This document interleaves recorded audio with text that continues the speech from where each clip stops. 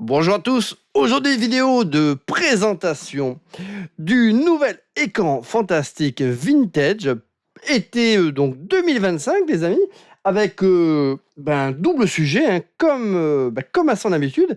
Donc là, que je trouve très très cool, et c'est un peu ce que j'avais regretté dans le précédent vintage, c'est que là au moins on a véritablement un hors-série original, du moins pour l'un des sujets, parce que traiter le sujet là des contes des mille et une nuits et de ses héros au travers d'un hors-série, donc ça c'est cool dans tous les films séries là, qui traitent de ce sujet un petit peu exotique là, de la fantaisie, on va dire arabique. Ça c'est très très original, et à ma connaissance ça n'avait jamais été fait, donc ça, c'est très, très bien.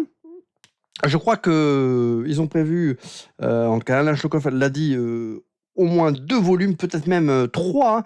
Donc on va regarder ça, et après le second sujet, c'est un hors-série, bien sûr, la saga Superman, hein, ça, c'est pareil, c'est très, très cool.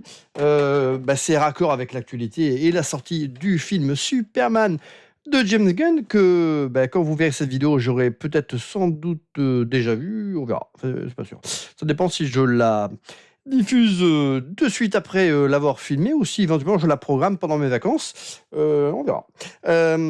Donc ça, c'est un sujet, on va dire, qui est un peu moins original, puisque Mad Movies avait également fait un très très bonne hors-série sur le personnage, hein, et comme à son habitude, avec une version souple et une version cartonnée.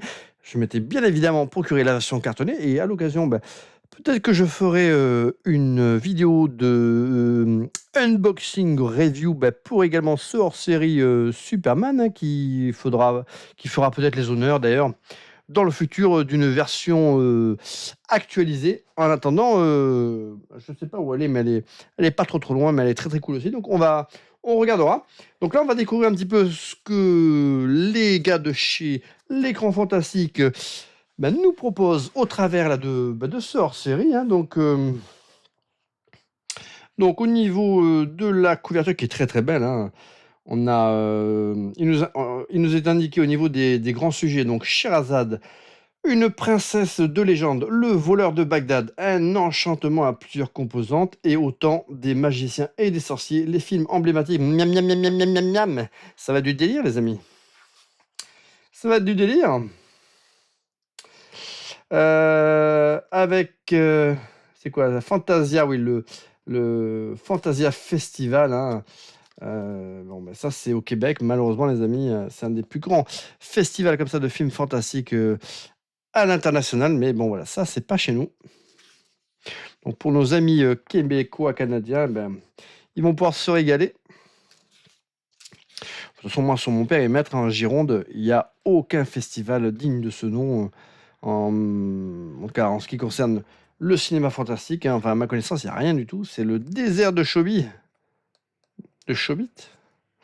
Donc là, un premier sujet, donc aux sources des mille et une nuits, hein. Donc bien évidemment, tous ces contes-là des mille et une nuits que j'adorais, hein. Alors je sais pas où je l'ai ça, j'ai un très, très, vieux livre là comme ça, avec des jolies illustrations, qui était chez ma grand-mère, qui malheureusement est décédée, hein, mamie Simone, et je l'ai poncé à chaque fois que j'allais chez elle en vacances, je le ponçais, je le ponçais, je le relisais. C'est voilà, j'adorais, voilà, les contes des mille et une nuits, hein, et notamment, bien sûr, Aladdin, Ali Baba, bref, c'est vrai que c'était très, très, très cool, et ça fait partie comme ça des lectures qui ont forgé mon imaginaire, hein. C'était vraiment c'était vraiment très, très bien fait. Les adaptations françaises et européennes, donc ça, c'est vraiment pour la partie littéraire, hein, donc ça, c'est cool. Ça, je vais le poncer. De toute façon, je pense que de ce sujet, je vais tout poncer, les amis, c'est tout. Là, pendant les vacances, le soir, je vais me poncer l'écran fantastique, à la fois le reboot et le vintage, hein. Après, second sujet, donc 120 années de féerie sur les écrans, autant de Sherazade. Première partie, les films occidentaux dans le cinéma muet, hein. Donc ça j'adore.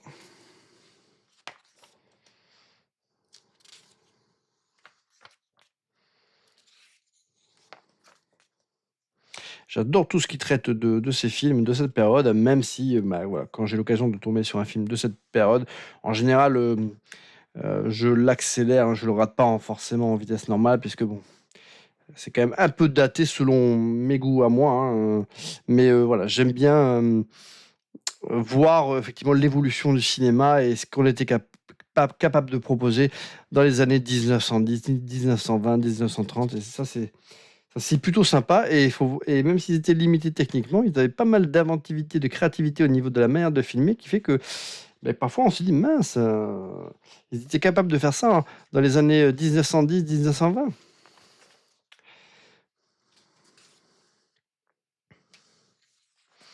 Le voleur de Bagdad, bien évidemment, un film, voilà, ultra connu, hein, qui a eu plusieurs, remakes, hein, il me semble, hein. Pas récent, bien sûr.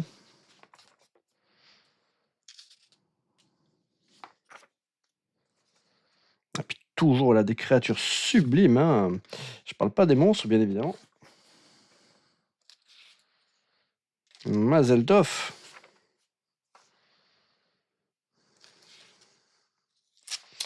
Donc ça, c'est vraiment un sujet, que je vais dévorer, hein, ah, Is No Good, ça, c'était une sacrée bouse, hein, ça, les amis.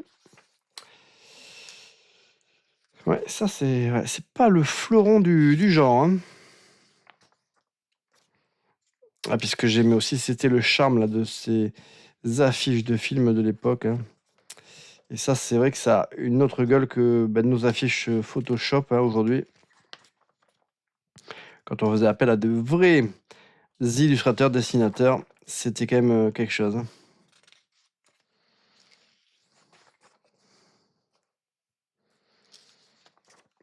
Après, sujet suivant, donc la sultane de l'amour, mais moi aussi je t'aime. Somorun. Voilà, les contes des mille et une nuits, autant des miracles divins. Donc après voilà, donc là on entre dans les chroniques, bah, des films. Donc Le voleur de Bagdad 1924 en noir et blanc, celui-ci. Alors celui-ci, je l'ai vu en vitesse, accélérée, les amis. C'est pas bien. Le voleur de Bagdad 1940, hein. Celui-là, je l'ai vu, de manière classique. Ça, c'est un film que j'ai maté tout petit plusieurs fois, hein, mais ouais, c'est vrai que c'est bizarre avec tous ces vieux films, c'est que 1940, ce film, quand je le regardais petit, je sais pas, je l'aurais imaginé, comme un film des années 60, par exemple. C'est vrai que avec ces films comme ça, qui se passent dans une autre époque, on a du mal parfois à en tout cas, j'avais du mal à les situer en termes de datation, en tout cas quand j'étais petit, voilà, pour moi, c'était, tout aussi honorable, que je sais pas, les Trois Mousquetaires, de la version là des années, 70 ou enfin, c'était voilà, c'était pas forcément il y avait pas, 20 ou 30 ans d'écart, quoi. Les Mille et une nuits 1942, celui-ci, bah, je l'ai vu aussi, mais il y a très, très longtemps. La Sirène de Bagdad, ça c'est sûr, ça ne me parle pas du tout. La Légende de l'épée magique, ça me parle pas. Et l'histoire du petit Muck, bah, ça non plus.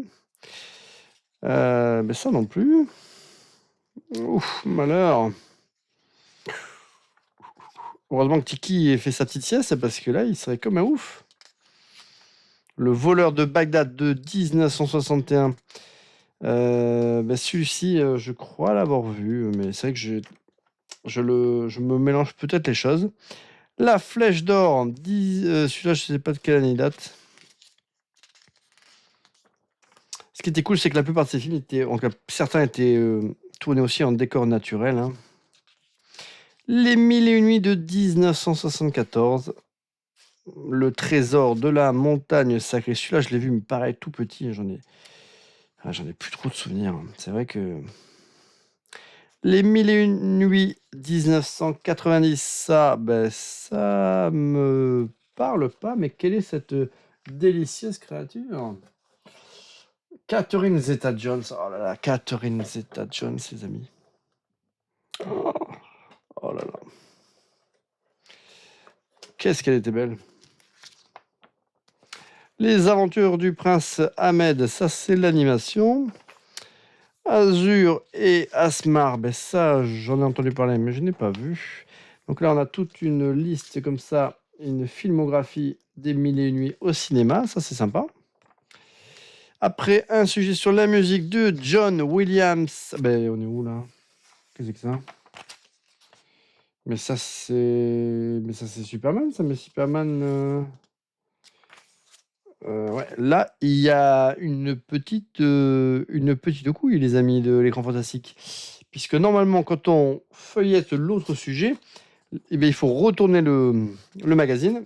Et là, ben, les 2 dernières pages du hors-série consacré à Superman ben, sont, en tout cas, dans le sens de lecture du hors-série des Mille et une nuits. Donc là, il y a une petite faible. Bon, c'est pas grave. Il n'y a pas mort d'homme, les amis.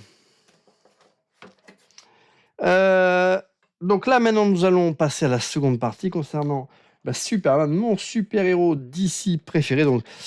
Donc voilà, je vais aller voir Superman de James Gunn, les amis. Il y a nous sous ça, hein, vous inquiétez pas. Si je n'ai pas encore posté la vidéo, c'est tout simplement parce que je suis allé voir d'autres films au cinéma avant qu'ils soient plus projetés. Et puis voilà, partant bientôt en vacances, c'est vrai que j'ai pas trop eu le temps de pouvoir enchaîner autant de séances de cinéma comme je l'aurais voulu. Et celui-ci, comme il vient de sortir, je pense que je vais largement avoir le temps de le voir. Donc vous inquiétez pas, ça va arriver. Je sais que certains sont comme des oufs, ils attendent mon avis hyper avisé, et surtout, je crois même celui de Tiki. Et qu'est-ce qu'il va penser de la nouvelle Lois Lane, de la nouvelle Supergirl? Je sais que il a bien mis quelques coups de bec en regardant la bande-annonce. Donc ouais. Voilà. Bah écoutez, on vous dira ça très très prochainement. Donc au sommaire, les premières tentatives, le Superman de 1978 et ses suites, un interview de Pierre Spengler, et bien sûr, on a également un article, ça c'est cool, sur les Superman abandonnés, hein, notamment celui Superman Lives avec Nicolas Cage. Superman Returns, qui s'inscrit quand même dans la saga de Christopher Reeves, hein, c'était une suite quasiment officielle. Hein. Le Man of Steel de Zack Snyder, qui est sans doute mon Superman préféré, hein, enfin mon film préféré. Mais après, c'est vrai, j'adore aussi Christopher Reeves. Hein. C'était mon Superman de jeunesse, et ça, c'est un film que j'ai vu un paquet de fois. Donc, même si je détestais le Lex Luthor, hein, j'adorais l'incarnation de Superman par Christopher Reeves. J'étais un peu moins fan de la Lois Lane. Ça, c'est sûr que... Donc, les premières tentatives, un super-héros coupé dans son élan. Bon, ben ça, ce sont tous comment on appelle ça, les trucs feuilletonnants, là, qui sortaient au cinéma. Les serials, c'est ça, je crois, qui sortaient en plusieurs parties, et qu'on peut récupérer sur le net. Hein. Bon, c'est assez difficilement regardable, je trouve. Ça, c'était le film avec Ben Affleck qui racontait... c'est un biopic sur l'acteur qui a incarné le Superman George Reeves. Hein. Donc un très très sympa biopic sur George Reeves. Ça, c'était très très cool. Donc la version de 1978, hein, voilà, le film qui avait pour ambition de rendre crédible le fait qu'un homme puisse voler. Et franchement, du moins pour certaines séquences, c'était juste bluffant, hein, ce film. Donc voilà, c'est une masterclass, hein, ce Superman. Moi, je l'adore. Hein. Alors c'est sûr qu'il y a l'effet de Madeleine de Proust qui fonctionne forcément plein régime pour les gens de ma génération, mais peu importe, on s'en fout. On a le droit d'aimer ce film, même si les plus jeunes le trouvent complètement naze. en attendant, ben, moi, j'adore ce Superman-là avec bah, parfois sa naïveté, même si, encore une fois, je suis pas du tout fan de Marlon Brando dans le rôle de Jor-El et de cette incarnation-là de Lex Luthor et de ses acolytes. Ça me saoulait un peu, mais bon. Donc, en attendant, ben ça, c'est un article que je vais poncer. De toute façon, quand on aime, voilà, moi, des magazines, des livres sur Superman, j'en ai un pacasse. Je relis c'est toujours plus ou moins la même chose qui est dite, hein. On va dire que tout a plus ou moins été dit, hein, sur le sujet, mais bah, quand on aime, eh ben, voilà, on aime se replonger régulièrement sur des sujets que l'on connaît par cœur, mais c'est comme ça. Moi, j'adore ça. J'adore. Voilà, c'est comme pour les romans. Il y a des romans que j'adore relire ou réécouter en livre audio aussi, pour varier les plaisirs, mais on aime se replonger dans ce que l'on aime pour essayer d'y retrouver ces petites sensations que parfois on ne retrouve pas dans des productions plus récentes. Donc, en tout cas, ce Superman-là, hein, masterclass.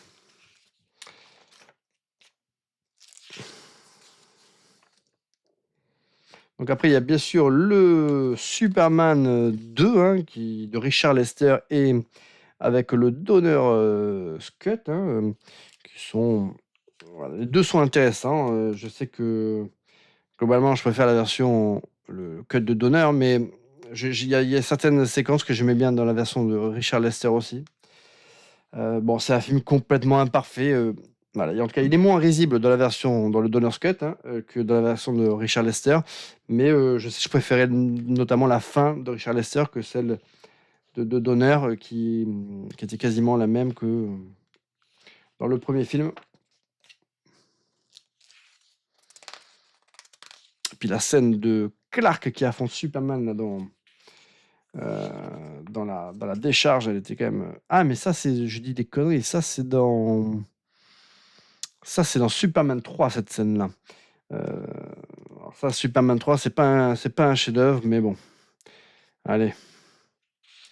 Rien que pour cette séquence-là, où on a un Dark Superman, là. Ouais, c'est dans Superman 3. Cette séquence-là, je l'adore. Bah, dommage qu'il n'y ait pas un antagoniste digne de ce nom dans ce film, hein. Je crois qu'à la base, ils avaient envisagé Brainiac, et puis bon, finalement, il y a eu Richard Prior. C'est pas tout à fait la même chose, les amis. Après, on a Superman 4. Ça, c'est le film, la saga qui avait été reprise par. Comment il s'appelle ce studio là, qui a fait les. Ah merde. C'est pas possible. Superman, ce studio là qui a produit quasiment que des nanars, mais que j'adore, hein, avec Chuck Norris, qui a fait le Cyborg de Van Damme. Superman 4, comment ça s'appelle? De Globus et Menahem Golan, c'est. Ça y est, j'ai un Alzheimer, les amis. Ah, la Canon, oh là là. Oui, ils ont fait les maîtres de l'univers, ils ont fait Life Force. Voilà. Ah là là, c'est voilà, Alzheimer, les amis. Ce film, c'est un gros nanar, mais je le kiffe. Voilà, je l'avoue. Je l'avoue. C'était au moins Superman affrontait un ennemi dans sa mesure, même si c'était risible, même s'il ressemblait à rien, même si les effets spéciaux étaient risibles. J'aime ce film. Voilà, voilà, tant pis, je l'ai dit.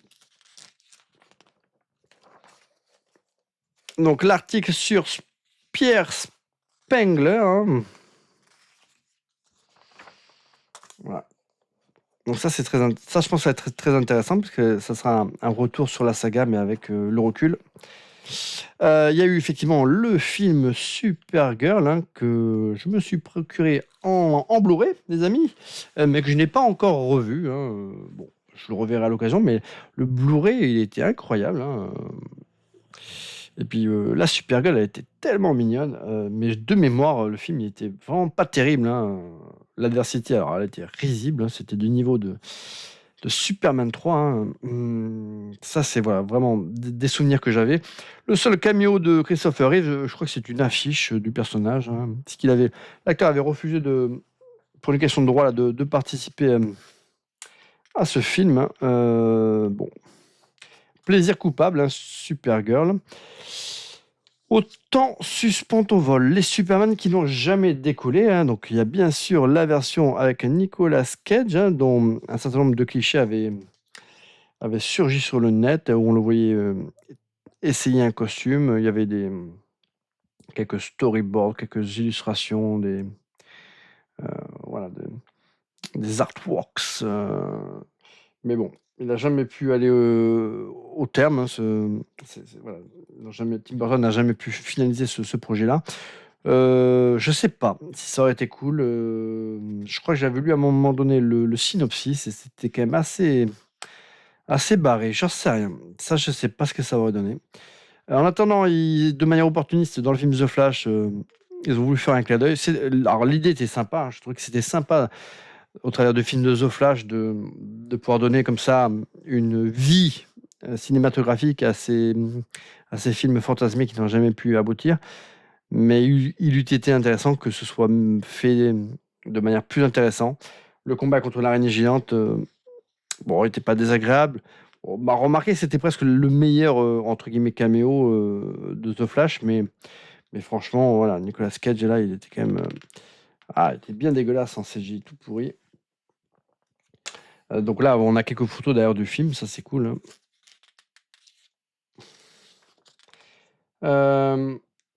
Donc là, ben, encore un article sur. Donc ça, je vais le poncer, les amis. Voilà, je sais pas ce que ça aurait donné, mais bon. Batman versus Superman, hein, le choc des titans attendra. Je sais qu'il y avait eu un projet comme ça. Superman Flyby, ben, je sais pas trop ce que c'est ça.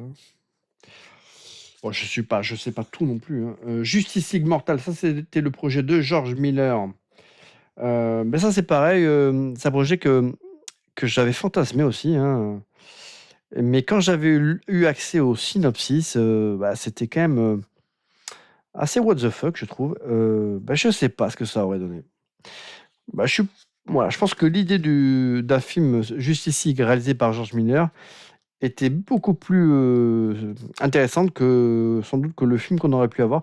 Enfin, franchement, le synopsis, je l'ai plus en tête, mais c'était quand même pareil, c'était assez chelou. Bon, j'en sais rien. Donc, un article sur Mark Sex, donc ça c'est Mark Sexton qui nous parle du projet donc de George Miller, hein. Ouais, il y avait eu, je crois, quelques cos. Ouais, c'est quoi? C'était Martian Manhunter. Oh, il était en version quand même assez dégueulasse. Le costume de Wonder Woman était plutôt cool. Superman Returns, donc de Bryan Singer, hein, c'est pas un mauvais film, mais c'est un film où il n'y a aucune scène véritablement épique, il n'y a pas une menace intéressante. Bah, c'est vraiment dommage parce que bah, c'était un bon Superman. Et étonnamment, d'ailleurs, ils ont supprimé une scène d'intro, hein, où on voit donc le Superman qui dans son vaisseau spatial et qui explore les ruines de Krypton, hein, ce qui en reste, c'est un amas comme ça d'astéroïdes et cette scène donc, qui a été filmée et que l'on retrouve sur Internet. Je ne sais pas s'ils l'ont mis en scène supplémentaire que l'on peut regarder dans le Blu-ray. Bah, faut que je vérifie d'ailleurs. Donc, moi, je l'avais vu sur Internet et je m'étais toujours fait la remarque en me disant, mais cette scène, elle est juste hyper intéressante, quoi. Pourquoi ils l'ont pas laissé dans le film? Ça expliquait déjà, bah, voilà, ça expliquait visuellement ce qu'il était allé faire pendant, je crois, 5 ans dans l'espace, là. Bah, voilà, c'était étonnant, alors qu'elle était quasiment abouti même au niveau des effets visuels, hein, donc ça a été l'une des scènes les plus belles, je trouve du film et ils l'ont enlevé. Donc ça, c'était vraiment un film qui était pensé comme une suite directe à la quadrilogie là de Christopher Reeves, hem, avec un Lex Luthor donc bouffon, donc un film qui était bien fait, mais voilà. À part la scène de l'avion, tout le reste, c'est voilà, c'est pas ouf, c'est dommage. Ce film, ça aurait pu être une véritable pépite, hein, surtout que Brandon, Routh, je crois que c'est ça? Ça en tout cas, ça faisait un très, très bon Superman et un très, très bon Clark Kent, donc c'est voilà, c'était pour en tout cas un bon casting, c'est vraiment dommage. Hem, qu'est-ce que c'est ça la suite là? Mmh Donc là, bah, c'est toujours sur ce Superman à Returns, hein, Man of Steel, le chef-d'œuvre de Zack Snyder, hein. Ce film, pour moi, on atteint quasiment la perfection, hein. Pour moi, c'est une masterclass. Henry Cavill, c'est le meilleur Superman, en tout cas, tel que moi je le conçois, hein, vraiment badass avec des combats à la Dragon Ball Z, mais au moins on a un Superman qui envoie du steak et on n'est pas obligé d'attendre une énième suite pour avoir, voilà, pour voir nos promesses être exaucées. Là, dès le premier film, on en prenait plein la tronche avec un général Zod et ses acolytes qui étaient incroyables. Donc c'était super. La faiblesse de ce film, c'est que c'est qu'il n'y a quasiment pas de Clark Kent. Donc il manque l'alter ego. Et il manque un développement au niveau de l'alter ego Clark Kent et de sa relation avec Lois Lane. Voilà, ça manquait de développement. C'était surtout un film centré sur Superman, en fait. Voilà. Bon, après, on avait eu par le passé des films Superman qui étaient centrés sur Clark Kent. Mais voilà. Donc là, je pense que Zack Snyder voulait que les fans de Superman, ils aient vraiment un film qui, cette fois, envoie du bois au niveau des scènes d'action avec le personnage et qu'on ait vraiment un film où on puisse véritablement prendre la mesure des capacités surhumaines là, de ce dieu vivant, hein. Donc moi j'ai adoré ce Man of Steel, tout adoré, les designs, le général Zod, même le combat final, même si voilà, c'est un chef-d'œuvre pour moi. J'ai adoré bien évidemment BVS, Batman versus Superman. La version longue, un chef-d'œuvre. Et j'ai ultra kiffé Justice League, le Snyder Cut de 4 heures. Voilà, moi, je suis un Snyder boy, comme on peut dire.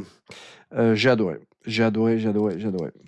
Alors, c'est vrai qu'à la fin de la première saison de Peacemaker, on voyait quelques membres de la Justice League, et notamment Superman, mais on le voyait dans l'obscurité, hein. Donc, mais il fait un petit caméo, on va dire, mais c'est pas Henry Cavill, hein. Je sais pas s'il mentionne aussi le caméo du personnage dans le film avec comment il s'appelle, Dwayne Johnson là.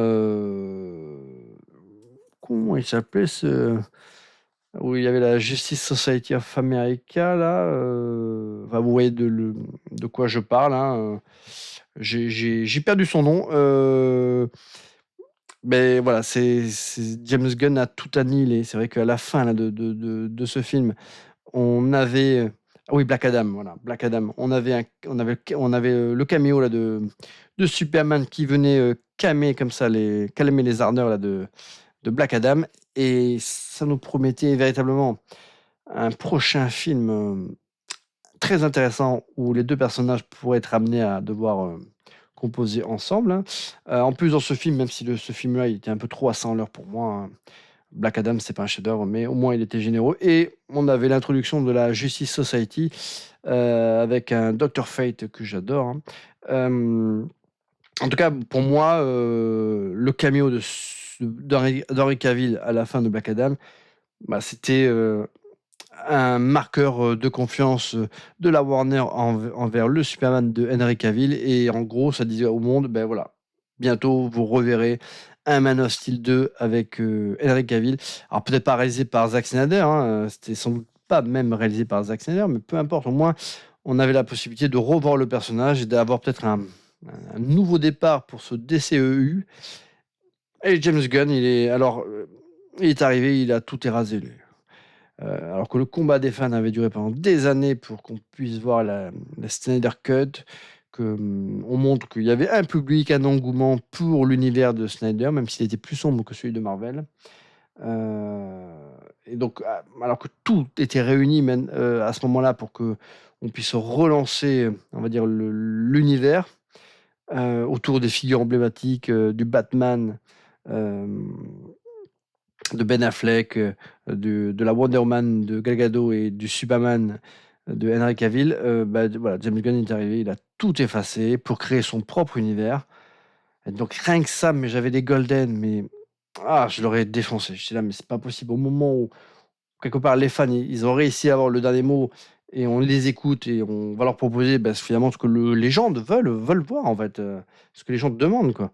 Et l'autre, il arrive, il fait table rase de tout, alors que voilà, rien n'aurait, voilà, on aurait pu en plus envisager au moins un Man of Steel 2.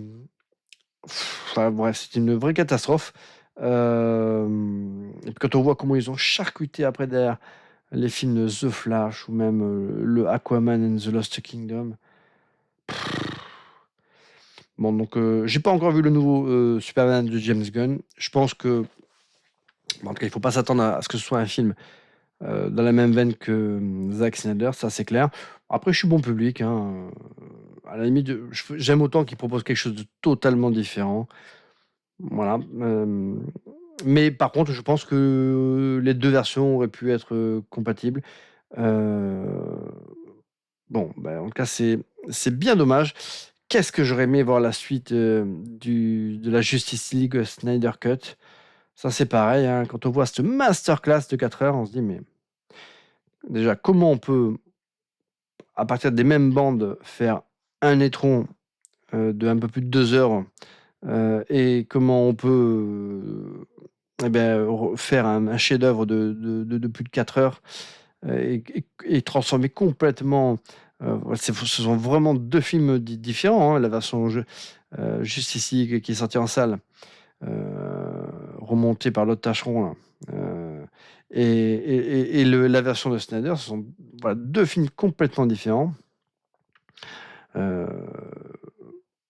Enfin voilà, ça c'est vraiment le mystère comme ça là voilà, comment ils ont massacré ce film. Ça c'est incompréhensible. Et puis c'est surtout que quand vous voyez la Snyder Cut et qu'en plus vous voyez la réception qu'elle a eue, même si elle a dû coûter quand même quelques ronds, on se dit, voilà, les gens ils étaient prêts, ils voulaient voir la suite du projet de Snyder qui était ficelé depuis le départ. Tout était bien pensé. D'ailleurs, Man of Steel, BVS et la Justice League, si vous les regardez à la suite, en tout cas, ils sont faits pour être regardés vraiment à la suite. Ils ont été pensés dès le départ par Snyder. Il avait déjà tout storyboardé. Il avait déjà une idée sur le Man of Steel 2, sur la Justice League, le deuxième film et le troisième film, et des films intercalaires entre ces deux pour faire le lien. Donc tout était quasiment tout envisagé, tout storyboardé. Voilà, ça c'est vraiment une grosse tragédie, hein, sachant que même si effectivement les films se sont fait quand même pas mal, il y a eu pas mal de shitstorm, hein, peut-être qu'ils n'ont pas fait les chiffres d'affaires escomptés, mais en attendant, je crois que la Warner, ils aimeraient bien faire un succès comparable, ne serait-ce que au BVS ou au Justice League, hein. Ça fait très très longtemps que les films de super-héros de la Warner n'ont pas dépassé les 500 millions de dollars, hein. Donc je sais pas ce que va donner d'ailleurs le Superman de James Gunn. Bon, d'un point de vue artistique, ça, je me prononcerai quand je l'aurai vu. Je sais que mon frère est allé le voir. Il a détesté, mais bon, lui, il détestait même les bandes annonces et je pense qu'il avait déjà un a priori assez important. Moi, j'ai pas cet a priori-là. Mais en tout cas, artistiquement, c'est des critiques qui sont très très contrastées, ça j'ai vu. Mais en tout cas, ce que je vois, c'est qu'au box-office, ça, ce sont des données quand même qui sont relativement objectives. Il a fait un démarrage solide aux States. En tenant compte des avant-premières, il a fait, je crois, un peu plus de 120 millions de dollars aux États-Unis. Man of Steel, en son temps, avait fait, en tenant compte des avant-premières, plus de 130 millions de dollars. Donc c'est quand même moins que Man of Steel en son temps. Par contre, Man of Steel, en son temps, il avait fait un score au box-office de un peu plus de 600 millions de dollars. Vu comme le film ne fonctionne pas trop en dehors des États-Unis, hmm, si le film se rapproche des 500 millions de dollars, ça sera à mon avis déjà pas si mal, parce que franchement, il est à peu près, à mon avis, il aura un box-office final qui sera entre 400 et 500 millions de dollars. Ce qui est pas énorme pour un personnage comme celui-ci, hein, donc mais voilà, je sais pas si comment la Warner analysera ces chiffres-là. J'espère qu'ils l'analyseront de la bonne manière. Mais en tout cas, voilà, Superman ne fait pas recette à l'international. Je crois qu'en Chine, il a fait un petit score. En France, pour sa première semaine, il n'a même pas fait 1 million de dollars. Je crois qu'il a fait 5 ou 600 000. Oui, non. En entrée. Il n'a pas fait 1 million d'entrées. Je crois qu'il a fait entre 5 et 600 000 entrées, ce qui est très très faible pour un film comme ça. Hein. Normalement, il aurait dû faire au moins 1 million d'entrées en France pour une première semaine. Et ben là, c'est même on en est très très loin. Donc, donc comme on l'a vu tout à l'heure, les 2 dernières pages de ce hors-série, il faut les retourner. Donc ça, c'est une petite erreur d'impression. Hein. Et là, on a un article sur la musique de John Williams, qui était extraordinaire, et jusqu'à celle de Hans Zimmer, qui est pour moi, pareil, une masterclass. Donc, voilà, j'ai même une préférence pour la bande originale, pour les bandes originales de Hans Zimmer sur les films où apparaît Superman. Alors peut-être parce que la musique de John Williams, elle est, voilà, elle tourne autour de un ou deux thèmes essentiellement qu'on a trop entendus. Et en plus, c'est vrai que la musique de John Williams, c'est vrai elle est un petit peu datée dans le sens où, que ce soit sur Indiana Jones ou autre, on, ou même Star Wars ou autre, c'est un petit peu les mêmes notes, ou enfin, comment dire, je sais pas comment expliquer ça, mais euh, voilà. En tout cas, pour moi, je l'ai trop entendu. Donc, et d'ailleurs, je crois que dans le dernier film de James Gunn, le thème de John Williams est réutilisé jusqu'à overdose. Hein. Bon, je sais pas si c'est judicieux ou pas. Je sais pas si globalement le grand public était si attaché que ça aujourd'hui à cette version de Christopher Reeve. En tout cas, c'est vraiment dans cette idée-là que James Gunn a conçu son film Superman, un film Superman plus, voilà, plus positif, hein, plus coloré. Hein. C'était ce qui était formulé par une partie des critiques sur les films de Zack Snyder. Mais en fin de compte, je ne sais pas si véritablement c'est ce que les gens ont véritablement envie de voir. Hein.